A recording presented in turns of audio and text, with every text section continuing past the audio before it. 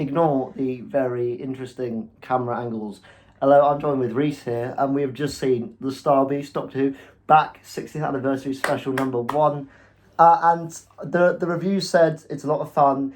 It might not be groundbreaking, but it's a lot of fun. And that's kind of my takeaway from this. Nothing groundbreaking, but there were also some reviews that said it could slot into Series 4, and I absolutely see that. Like this. Well, of course it's going to. It's the characters. It had the vibes of a Series 4 episode, but it was definitely not. It didn't feel like a Series 4 episode. I kind of see why people say that, because obviously you got the main characters from it. But it felt new, it felt exciting. I had a good time. It felt like a fresh coat of paint, which is always good for Doctor Who, in any sense of the word. The TARDIS looks insane, we'll definitely talk about it towards the end. Yeah. But obviously, there was a lot to unpack here. Although it wasn't groundbreaking in terms of 60th cameos, or even, there was no appearance by the Toymaker in this, which I was surprised by. There was no Toymaker at all. There was allusions. The boss. There was allusions to the Toymaker. Yes. So it's like a Thanos situation with Loki here. You feel where like the Toymaker sent maybe Meep was maybe he wanted Meep to go down so that the Doctor and Donna there might would be get a line in another special. I feel like surely the Meep was there to go down to be an opening boss to get the Doctor and Donna to remember the Doctor. And that's what it was for. It feels like there is going to be a bigger mystery, because they keep saying like why has Tennant got his face back? And Tennant at the end of this has sort of not gone back into the time of Victorious. No. He's gone, well, we ain't getting rid of it now. Like he's kind of he doesn't care. He's got Donna back. He's quite like, there was a moment at the end of this where he goes, it doesn't matter. Maybe this situation has been devised by the Toymaker to solve the Dr. Donna meta crisis thing, because obviously now that's been fixed by this episode. Yeah. Oh, what do you think about the fix? How do you feel about it? Because obviously that was a big thing going into this, is that the Series 4 moment at Journey's End is one of the best moments in Doctor Who history throughout the 60 years. And obviously they were undoing that in a sense. I mean, how do you feel about its impact here? Because I think that's something we're going to realise more over time. Yeah. I mean, I think you can't really judge that by this episode does. By this episode. I think once you watch the whole picture of the 3 specials, great. This, you need to get the Doctor and Donna back. I don't care. You needed to get their Donna back. Yeah. And by that, I think it works quite well. I mean, obviously the Doctor had some sort of fail-safe. He had a sequence of words that he did, very similar to the beginning of Winter Soldier and Civil War. Yeah, and also it reminded me of Neil Gaiman's The Doctor's Wife. You know when Amy's like trying to activate the TARDIS and she's like, sunflower, blah blah blah, see. Yep. Maybe there's a correlation there, but we haven't realised. There's probably a lot of Easter eggs in this. Obviously, as well, a nice little moment is that obviously Rose in this was actually the memories of the Doctor's Dimensions. Yes, Some of them were a bit looser than others. So there was a Dalek and it was just a creature with one eye. That didn't look great. The Ood looked really cool. I thought the Jejune looked good as well. I quite liked it. I liked Jasmine Finney's involvement in this as well. Rose as a character in this, they were a good driving force, and I think actually Yasmin, what they did very well was that they encapsulated how this could be, Donna and it's Ross. Is it Ross? What's his name? Donna's partner. That's not Ross. What is his name? Some sugar. We can't remember. We had a bit to drink. Like you can see how that Rose is the daughter of those characters. Yes. Also, good to see a lot more of him in there. We can't remember his name, but this is the most. This is the most he's been in an episode of Doctor Who, for sure. Because even in End of Time, he barely is a character. Well, the thing is, I'm not saying that in a bad way, but obviously Donna's not in it. I think he didn't even meet the Doctor in the End of Times. I think the first time he's actually meeting like Doctor Who because, so you got Sylvia. Sylvia, best characterization of Sylvia. Yeah. Ever. And I mean, I think Sylvia. Sean. It's Sean. It's not Ross. That's so horrible.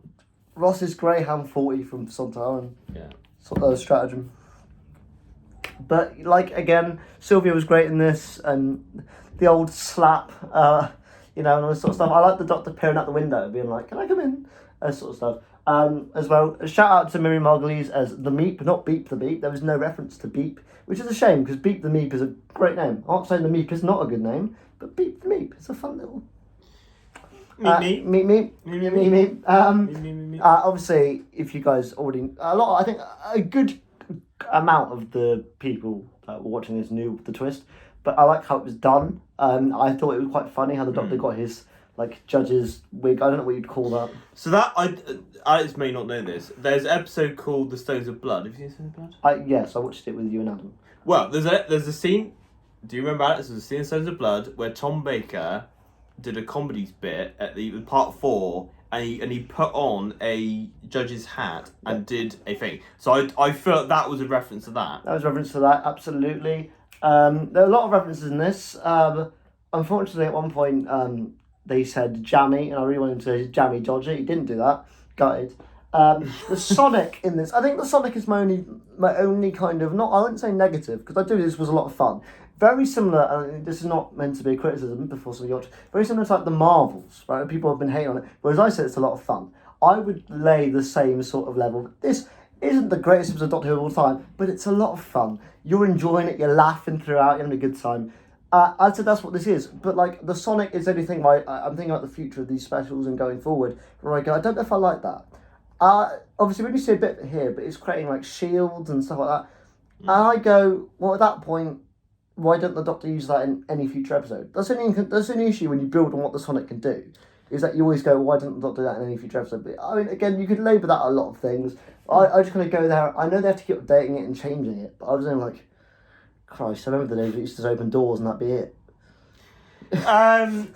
I mean, I don't know what else you could have used to get out of a raft like. I know, I guess, but like it's just one of those things as well. Where it's like, but where's the Sonic? That's his again. I don't want to kind of like. No, we're both amazingly positive on this. Really fun, good stuff. I feel like this was again the whole sole purpose was to have a fun introduction back. Get to you the back world, in the vibes. Dot and Donna. Yeah. I feel like the next couple episodes are going to be the opposite, a lot more darker. I feel like the comedy on this was great with the Donna family. We still haven't had. We had the why does it have to be this? But we haven't had the I don't think I can save your life this time line yet. That's not appeared yet. So maybe Donna won't get out of it. Obviously, no Wilf in this as well. And obviously, no, that is a bit gutting only because we know the circumstances in real life. However, they did mention that he was being looked after an old unit soldier. I don't know. It was very. It was very odd. I don't know when this was filmed, but obviously it was filmed. The way it was played out was obviously like he died, and obviously yes, he had subsequently sadly passed away. And I don't know if that was a case of it was filmed. I think they just reshot. And I feel like so hopefully there was not publicity photos. Obviously, he was on set, so I don't know what has been filmed. I imagine he's definitely in it. Hopefully, it'll be in the giggle. But I mean, but again, the Don Noble family, the comedy. Yeah. We all know it. It was such a blast. 2 more things I want to shout out because obviously we're going to actually detail the podcast is coming out tomorrow properly once I've watched it a couple of times and can actually think. Analyze it. But yeah, the direction by Rachel Talalay. So good. I know she's not announced for the next series, but at some point, please come back. I know we're talking about bringing new people in, as we should. Doctor Who's all about that. But please come back. You're so good. You're like there was the fight on the street, and I was saying you could tell this was all Rachel. You could tell this was all Rachel. I was saying to you, didn't I? There was that floating shot. We had the raft kind of fly into the frame. And I was like, that's so Rachel Talalay. It kind of reminds me of. I'm sorry to make another Marvel comparison, but it is Disney.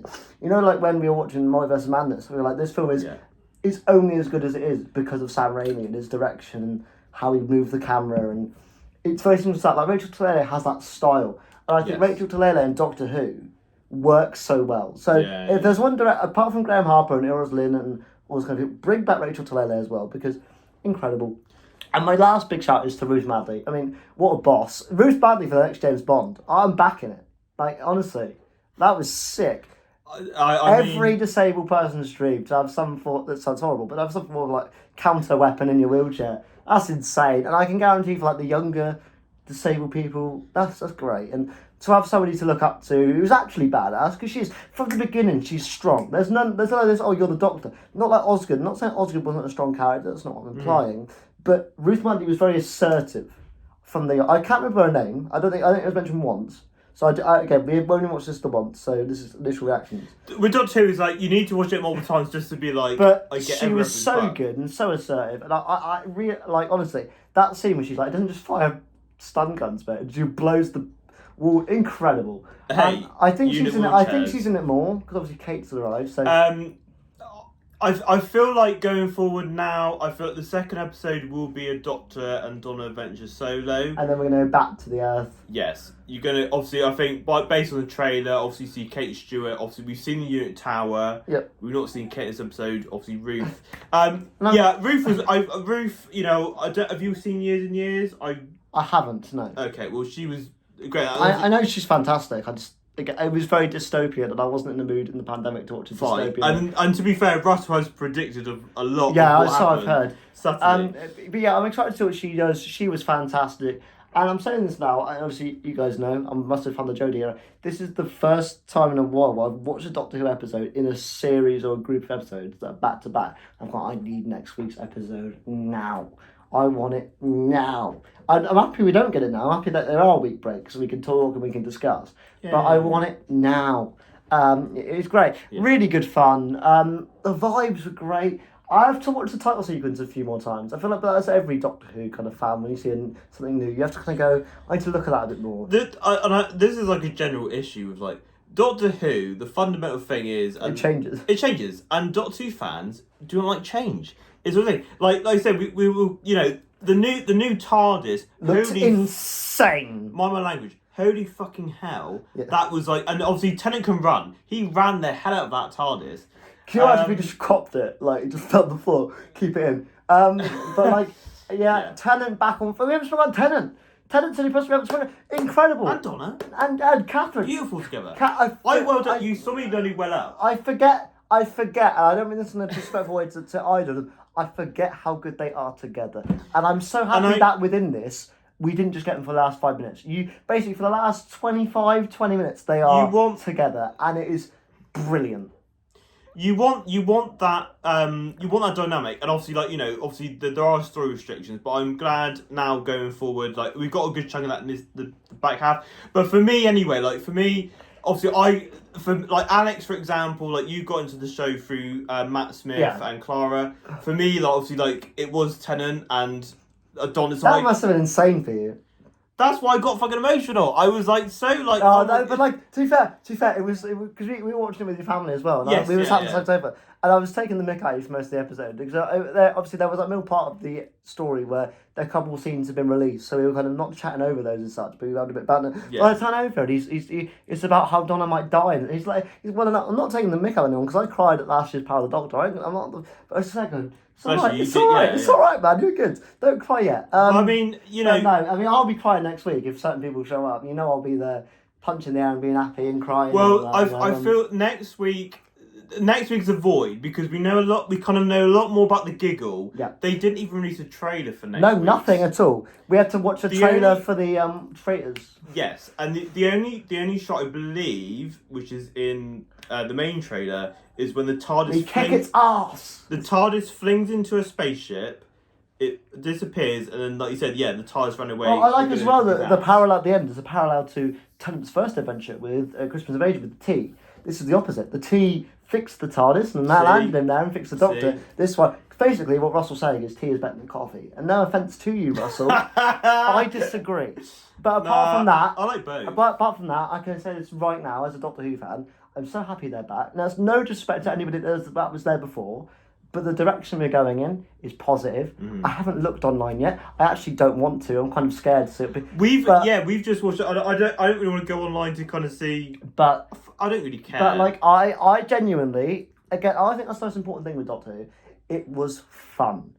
It might not be a 10 out of 10 best episode ever, but it was so fun just to watch and sit down and like that's certainly it. The thing is, you've got no offense to any other era at all, but the David Tennant, Russ Dearest, Donna thing, for example, you know, Roger Dan. It's certainly one of the funnest eras. Yeah, so you know, obviously there was a nice. I don't know if Alex missed it because he was talking for this, but there was a nice reference. He said, "I've had a bow tie, I had a Scottish accent, I was a woman," and he said, "Now I'm the 14th Doctor, whatever."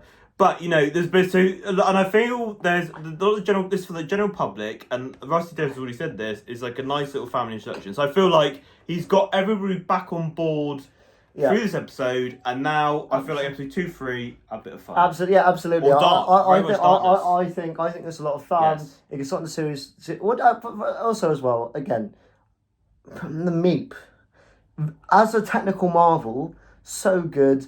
Get those. I know the Meep is an evil being. Get those plushies out. People still want them. People will still want cute, nice version of the Meep as a plushie. I was very surprised. I like Chicken Adipose as well. Shout out to the Adipose. What? That was good fun. Yeah, that was a nice little side. I feel it was quite a surprise actually, because obviously Beat the Meep. Obviously, if you because obviously we the comic book stuff. We need the twist going into it. Yeah. And it felt like as soon as the Meep turned, it was. They also did quite a good job at making you think that maybe they're not going to do that this time.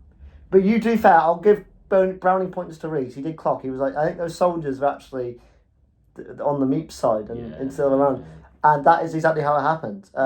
But yeah, guys, obviously I'll be back tomorrow, not with Rees, but Rees will be back next week. I'm watching it again with him next week, so similar kind of video. Me and him will be there. There'll be a tall man mountain behind us as well.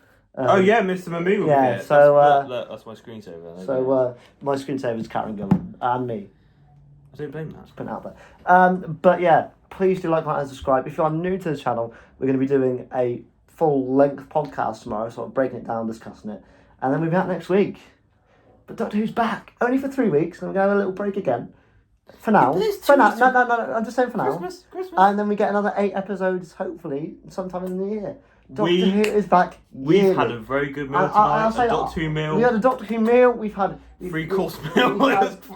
We had a great coffee. We've been luxury, mate. And now we're going to go and get pissed. So we'll see you guys in a bit. Please do take care. Yeah. Cheers, guys. Bye bye. Hope you enjoyed it. Bye bye. Lots of love. Lots of love.